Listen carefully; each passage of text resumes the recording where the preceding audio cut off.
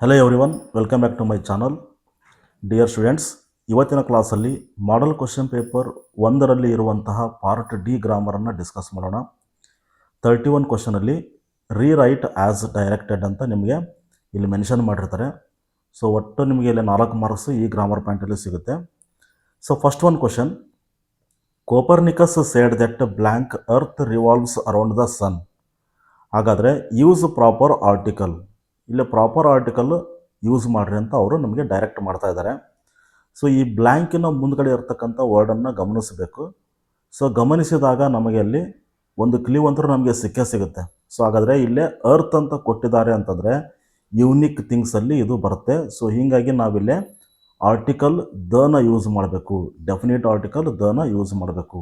ಓಕೆನಾ? ಆಲ್ಮೋಸ್ಟ್ ನಿಮ್ಮ ಎಕ್ಸಾಮಿನೇಷನಲ್ಲಿ so EST adjective ಫಾರ್ಮ್ಸನ್ನು ಕೊಡ್ತಾರೆ almost. So like smallest, biggest, largest, ಈ ರೀತಿಯಾಗಿ ಏನಾದರೂ ವರ್ಡ್ಸ್ಗಳು ಬಂದರೆ ನೀವಲ್ಲಿ ಕೂಡ ಆರ್ಟಿಕಲ್ ದನ ಯೂಸ್ ಮಾಡಿರಿ.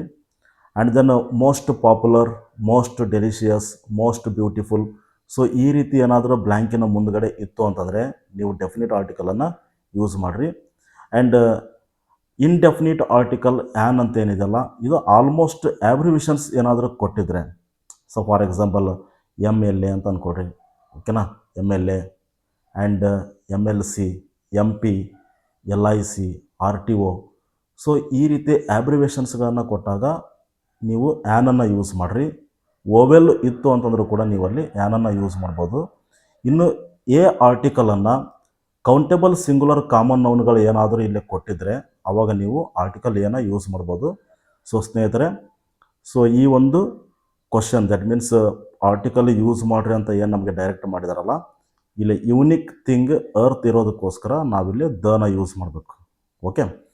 ಆ್ಯಂಡ್ ಸೆಕೆಂಡ್ ಒಂದು ಕ್ವಶನ್ ಅಂತೂ ನಿಮಗೆ ರೀಅರೇಂಜ್ ದ ಜಂಬಲ್ ಸೆಗ್ಮೆಂಟ್ಸನ್ನು ಕೊಟ್ಟಿರ್ತಾರೆ. ಸೊ ಇದು ಭಾಳ ಈಸಿಯಾಗಿ ನೀವೇನಪ್ಪ ಅಂದ್ರೆ SVO ಮೊದಲು ಸಬ್ಜೆಕ್ಟು, ಅದಾದ ನಂತರ ವರ್ಬ್, ಅದಾದ ನಂತರ ಆಬ್ಜೆಕ್ಟನ್ನು ಫೈಂಡ್ ಔಟ್ ಮಾಡಿದರೆ ಇದು ಭಾಳ ಈಸಿಯಾಗಿ ನೀವು ತೊಗೋಬೋದು.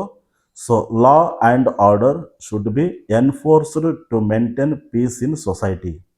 ಹಾಗಾದರೆ ಸಬ್ಜೆಕ್ಟು, ವರ್ಬ್, ಆಬ್ಜೆಕ್ಟ್ ಇದನ್ನು ಸರಿಯಾದ ರೀತಿಯಲ್ಲಿ ಜೋಡಿಸಿದರೆ ಇದು ಒಂದು ಮೀನಿಂಗ್ಫುಲ್ ಸೆಂಟೆನ್ಸ್ ಆಗುತ್ತೆ.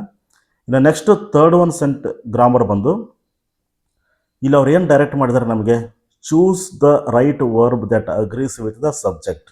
ಹಾಗಾದರೆ ಸಬ್ಜೆಕ್ಟ್ ಆ್ಯಂಡ್ ವರ್ಬ್ ಅಗ್ರಿಮೆಂಟನ್ನು ಕೊಟ್ಟಿರ್ತಾರೆ ಥರ್ಡ್ ಒನ್ ಕ್ವಶನ್ಗೆ.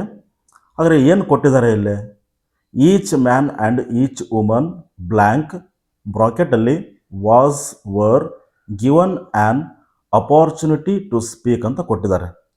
ಹಾಗಾದರೆ ನಾವಿಲ್ಲಿ ವಾಸನ್ನು ಬರೆದ್ರೆ ಸರಿಯಾಗುತ್ತಾ ಅಥವಾ ವರನ್ನು ಬರೆದ್ರೆ ಸರಿಯಾಗುತ್ತಾ? ಹಾಗಾದರೆ ಇಲ್ಲಿರುವಂಥ ಸಬ್ಜೆಕ್ಟಿಗೆ ಸೂಟೇಬಲ್ ಆಗುವಂಥ ಒಂದು ವರ್ಬ್ ಯಾವುದನ್ನು ಬರೀಬೇಕು ಅಂತ ಥಿಂಕ್ ಮಾಡಬೇಕು.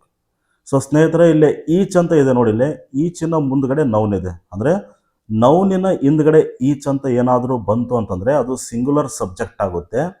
ಆ ಒಂದು ಕಾರಣಕ್ಕೋಸ್ಕರ each man and each woman singular subject ಆಗಿರೋದರಿಂದ ನಾವಿಲ್ಲೇ ಸಿಂಗುಲರ್ ವರ್ಬನ್ನೇ ಬರಿಬೇಕು. ಸೊ ಹೀಗಾಗಿ ವಾಸ್ ಅಂತ ನಾವು ಬರೆದ್ರೆ ಸರಿಯಾಗುತ್ತೆ. Each man and each woman was given an opportunity to speak. Fourth ಒಂದು ಕ್ವಶನ್ ಏನು ಕೊಟ್ಟಿದ್ದಾರೆ, so one of my close relatives blank live in Sydney now. Use appropriate form of verb given in brackets. ಹಾಗಾದರೆ appropriate form ಆಗುವಂಥ ವರ್ಬನ್ನು ಬರೀಬೇಕು. So ಹಾಗಾದರೆ ಸ್ವಲ್ಪ ನಾವಿಲ್ಲೇ observe ಮಾಡಿದರೆ ನಮ್ಗೆ ಗೊತ್ತಾಗುತ್ತೆ. ಇಲ್ಲಿ ನೋವು ಅಂತ ಇದೆ ನೋಡಿ ಇಲ್ಲಿ. ಸೊ ನೋವು ಅಂತ ಅನ್ನೋದು ಪ್ರೆಸೆಂಟ್ ಟೆನ್ಸನ್ನು ಇಂಡಿಕೇಟ್ ಮಾಡುತ್ತೆ. ಸೊ ಪ್ರೆಸೆಂಟ್ ಟೆನ್ಸನ್ನು ಇಂಡಿಕೇಟ್ ಮಾಡುತ್ತೆ ಅಂತಂದಮೇಲೆ ನಾವಿಲ್ಲೇ ಏನನ್ನು ಬರೆದ್ರೆ ಸರಿಯಾಗುತ್ತೆ. ಈ ಲೈವ್ ಅಂತ ಕೊಟ್ಟಿದ್ದಾರಲ್ಲ, ಸೊ ಅಪ್ರೋಪ್ರಿಯೇಟ್ ವರ್ಬ್ ಅದು ಏನಾಗುತ್ತೆ, one of my close relatives okay blank in Sydney now. ಅಂದರೆ ನಾವಿಲ್ಲೇ ಪ್ರೆಸೆಂಟ್ ಟೆನ್ಸ್ ಇಂಡಿಕೇಟ್ ಮಾಡುತ್ತಿರುವುದರಿಂದ ನಾವಿಲ್ಲೇ ಲೀವ್ಸ್ ಅಂತ ಬರಿಬೇಕು. ಅಂದರೆ ನಮ್ಮ one of my close relatives ಅಂದರೆ ನಮ್ಮ ರಿಲೇಟಿವ್ಸ್ಗಳಲ್ಲಿ ಒಬ್ಬರು ಇನ್ ಸಿಡ್ನಿ ನೌ ಅಂದರೆ ಸಿಡ್ನಿಯಲ್ಲಿ ಇದ್ದಾರೆ ಈಗ ಅಂತ ಮೀನಿಂಗ್ ಇದು. ಸೊ ಹೀಗಾಗಿ ನಾವಿಲ್ಲಿ ಅಪ್ರೋಪ್ರಿಯೇಟ್ ವರ್ಬ್ ಏನಾಗುತ್ತೆ, ಲೀವ್ಸ್ ಅಂತ ಬರೆದ್ರೆ ಇದು ಸರಿಯಾಗುತ್ತೆ. ಓಕೆನಾ? ಸೊ ಈ ರೀತಿಯಾಗಿ ಪಾರ್ಟ್ ಡಿಯಲ್ಲಿರುವಂತಹ ಈ 4 ಕ್ವಶನ್ಗಳಿಗೆ ನೀವು ಸರಿಯಾದ ರೀತಿಯಲ್ಲಿ ಆನ್ಸರ್ ಮಾಡಿದರೆ ಭಾಳ ಈಸಿಯಾಗಿ ನೀವು 4 ಮಾರ್ಕ್ಸನ್ನು ತೊಗೋಬೋದು ಸ್ನೇಹಿತರೆ. Okay, thank you for watching.